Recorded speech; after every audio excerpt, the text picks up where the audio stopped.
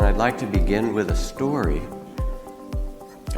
There was a young Army lieutenant whose temper was so difficult, and he got angry so often and caused a lot of conflict that his superior officer remanded him to do an 8-week mindfulness training course, which they have in some parts of the military now, and I'm just praying it will go up the chain of command a little bit, but that's another story.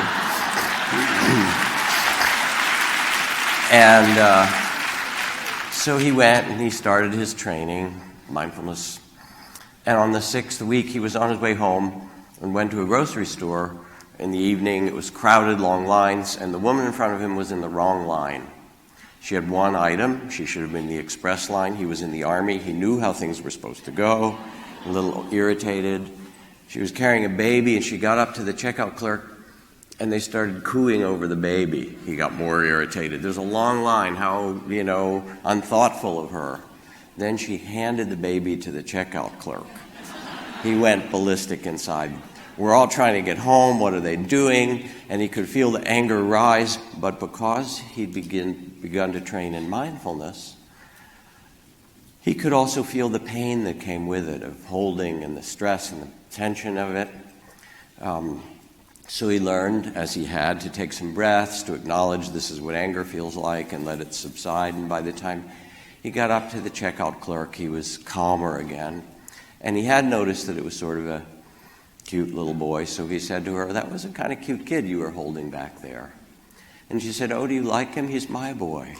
You see, my husband was in the military like you, but he was killed in the Middle East last year. So now I have to work full time, and my mom takes care of my boy, and she just brings him in once a day so I can see him." We are so quick to judge another person, and equally we're so quick to judge ourselves. And yet, as you know, as therapists, the other gift of this story, beside the judgment, is that the mind and heart can be trained, that it's actually possible to move through this world in a different way than our reactive and fearful and confused patterns, and that we can learn this. And of course, as you know, with your clients, it may be a little bit slow sometimes, like the man who wrote to the IRS saying, "I haven't been able to sleep because I cheated on my taxes last year, so I've enclosed an anonymous cashier's check for $3,000. If I still can't sleep, I'll send the rest." Right? This is kind of how it works as human beings, right? But change is possible, as we know. Perspective is possible. And I want to honor you, so many therapists. I really want to thank you for holding the fear and the confusion and the pain and the possibility at this time. You are the midwives and the shamans and the heart holders of our culture. And I'd like to invite you to do something. I want you to reach out and hold the hand of somebody next to you.